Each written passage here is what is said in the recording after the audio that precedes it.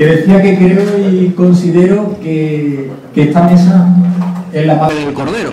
Yo creo que incluso le da nombre a lo que son las jornadas, y yo creo que con esta mesa tendríamos para unas jornadas no solo de un día, sino de muchos, ¿no? Yo creo que es la piedra angular de esta casa, que es la gestión, la financiación y la programación. O sea, yo creo que está todo dicho, y por eso creo además que es la mesa en la que tenemos más ponentes, y quizás la que se alargue un poco más porque aglutina toda la sensibilidad, y creo que el objetivo de los organizadores de estas jornadas.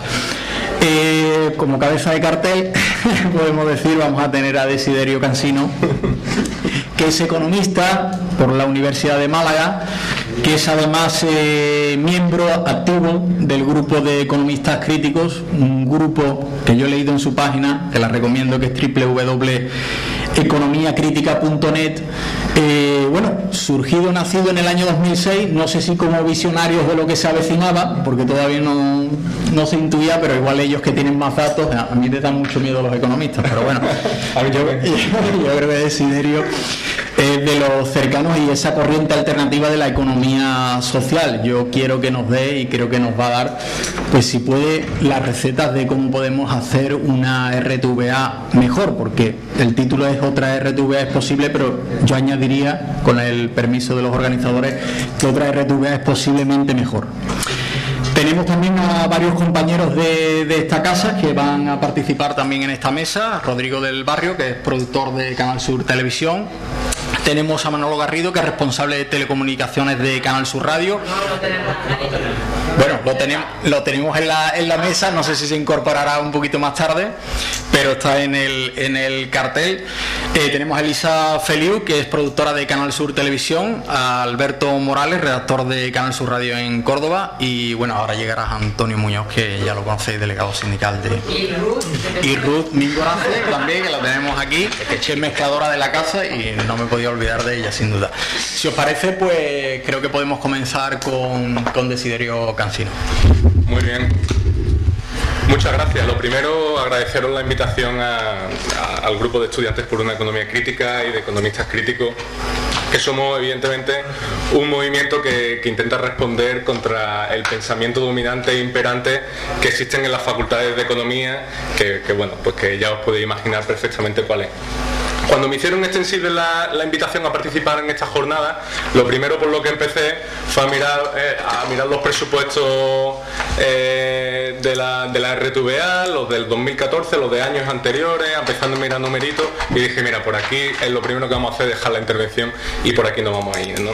Entonces, lo que voy a intentar perseguir con esta intervención es que seamos capaces de pensar con otras ideas que no sean las dominantes, ¿no? Porque no sé si hay algún economista aquí en la sala. No lo hay, ¿no? Mejor, ¿no? ¿Sí? ¿Uno? Bueno, entonces, no lo doy todo por perdido, ¿no? Con los demás intentaré, seguramente me lleve mejor, ¿no? Entonces, pues,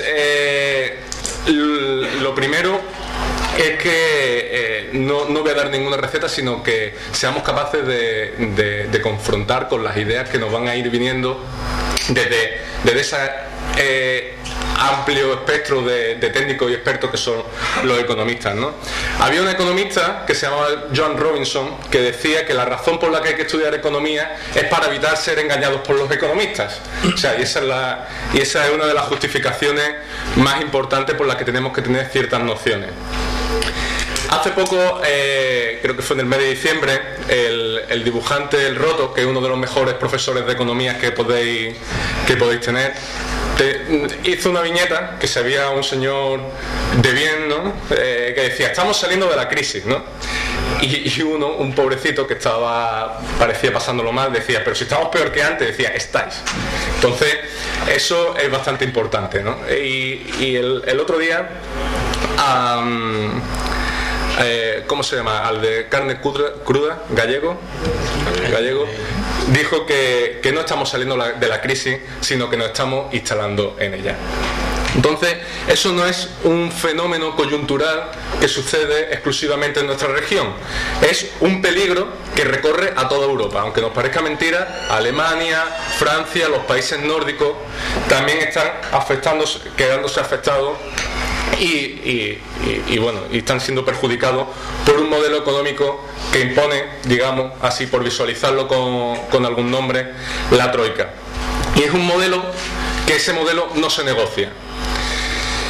Dentro de ese modelo concreto, España pues juega en su inserción en la Unión Europea juega un papel periférico dentro de la economía europea. Pero no solo eso, es que nosotros somos de una región, Andalucía, con una extensión y una población que podría ser un estado propio, que cuenta con un modelo de desarrollo económico dependiente, poco industrializado, y que nuestra inserción en la economía española y la economía española en la economía europea nos hace que seamos la periferia de la periferia. Paro, recortes, pérdida de derechos, pérdida de lo público, reformas, modificación del artículo 135 de la Constitución. En definitiva, no sé si conocéis lo que es la parábola de la rana hervida, que es que si cogemos en una olla de agua hirviendo y tiramos una rana, echamos una rana, la rana inmediatamente salta, ¿no? Pero es por el contrario, si a temperatura ambiente introducimos esa rana y poco a poco la vamos calentando, la rana morirá hervida sin darse cuenta, y eso es lo que parece que poco a poco nos están imponiendo este modelo, ¿no? No somos capaces de saltar y despertar. El margen que nos dejan dentro de ese modelo, bueno, pues las alternativas, como bien se han podido dilucidar antes, es o paro o precariedad. Y ahí eso es el único espacio que nos queda. Y además todo el pensamiento dominante y hegemónico, que no por eso tiene que ser mayoritario, pero sí el que muchas veces nosotros mismos, sin darnos cuenta, pues reproducimos y tenemos nuestro imaginario, oculta tras de él, bueno, pues sus intereses de negocios privados y de lucro a corto plazo y especulativo, ¿no? Y por ello es muy importante y tiene como objetivo acabar con todo lo público y con todo lo colectivo, porque le estorba y le hace competencia. Y eso no es, al final, otra cosa que es un ataque directo a lo que viene siendo la democracia. Y aquí es donde vinculamos economía con política. Frente a eso, hay que decir basta y demostrar que esto es toda una estafa. Todo este proceso de desmantelamiento no viene propiciado desde el 2007, la crisis de los subprime y tal, sino que es un proceso que viene de largo.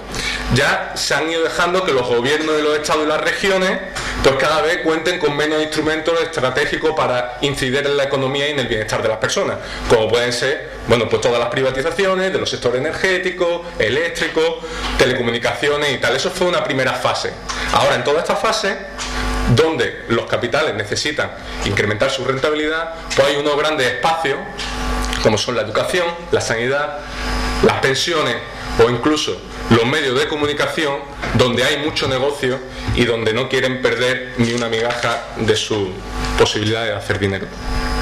Lo que convertirá a los estados aún más dependientes, menos soberanos, y seremos unos pedigüeños que tendremos que ir pidiéndole favores a las grandes empresas que antes eran públicas y ahora son privadas, como podemos ver en algunos ejemplos la última semana, o como pasó con Zapatero, que tuvo que llamar a Botín y decirle: oye, préstale dinerito aquí a la que te estoy dando mucho dinero, préstale dinero a las empresas y a las familias, y nada más que esperar que Botín y los demás empresarios pues tengan la voluntad y la gana de hacerlo.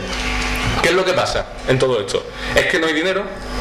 No, o sea, solo con el dinero de los rescates, de la reestructuración y de la capitalización oficial que se le ha dado con ayudas públicas a la banca española, solo en España, la FAO, la Federación de la Naciones Unidas que lucha contra el hambre, dice que erradicaría el hambre en el mundo durante 48 años. O sea, solo con el rescate oficial que se ha dado a la banca española con dinero público español. 48 años erradicaríamos el hambre en el mundo. Si juntamos todos los rescates que se ha dado en el mundo, pues imagínate, o sea, el hambre dejaría de ser, pasaría a los libros de historia, ¿no? Por tanto, no es que no exista dinero en el mundo, o sea, lo que falta es su justa distribución y redistribución.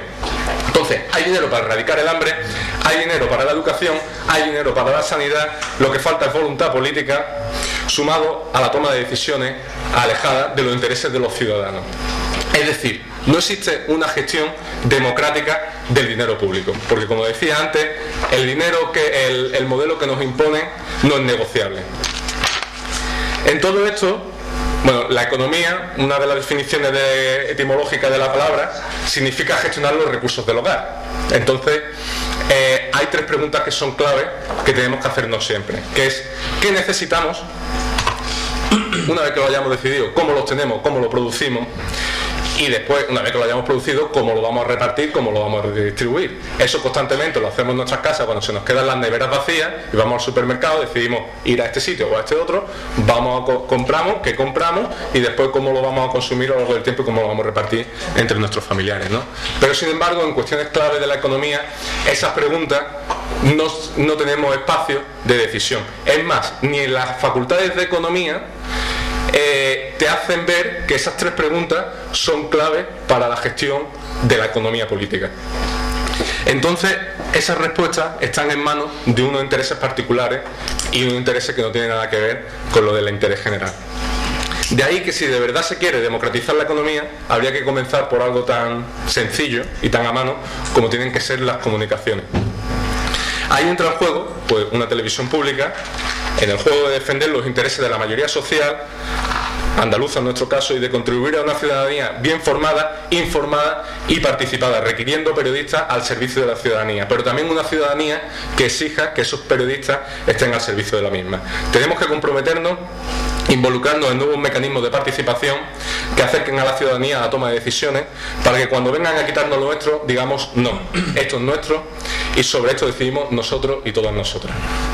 Estos mecanismos de participación, bueno, como dije, no iba a dar receta, pero los tenemos, podemos copiar, como se han mencionado, modelos franceses, modelos ingleses, podemos inventarnos los que queramos, pero requieren de más democracia directa, de más control sobre los posibles abusos de poder, de control sobre los conflictos de intereses, transparencia y eficacia y eficiencia.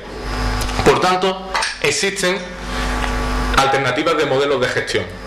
Y por supuesto, con ello no me refiero a unos que nos suelen poner bastante sobre la mesa, que es dejar la prestación de los servicios públicos en manos privadas. Eso, si las empresas privadas quieren entrar a gestionar lo público, es porque lo público sigue siendo rentable. Entonces, por ahí no le hagamos el juego. Inventémonos o discutamos cuáles son los modelos alternativos que existen. Por otro lado, hemos visto rápidamente que también existen recursos suficientes en el sistema. Por tanto, es cuestión de gestionar democráticamente qué hacemos con el dinero público. Y también tenemos tres preguntas clave que responder, que es qué queremos, qué necesitamos, cómo lo vamos a conseguir y cómo lo distribuimos. Mientras no tengamos el control sobre todo eso y tengamos claro que esos son los objetivos, todo lo público corre riesgo de desaparecer. Porque es uno de los objetivos que tiene la política económica de la miseria, que gestionemos esa miseria. Por tanto, tenemos que poner la economía al servicio de las personas, de los derechos humanos y de la vida digna, en un entorno de la sostenibilidad e igualdad que nunca podemos dejar de lado. Y estoy seguro, y ya para terminar, que en ese momento las bibliotecas públicas, los medios de comunicación públicos, la radio, la prensa, la televisión serán más importantes que los bancos. Y eso debe ser un objetivo irrenunciable para los que queremos construir otra alternativa, ¿no? Muchas gracias.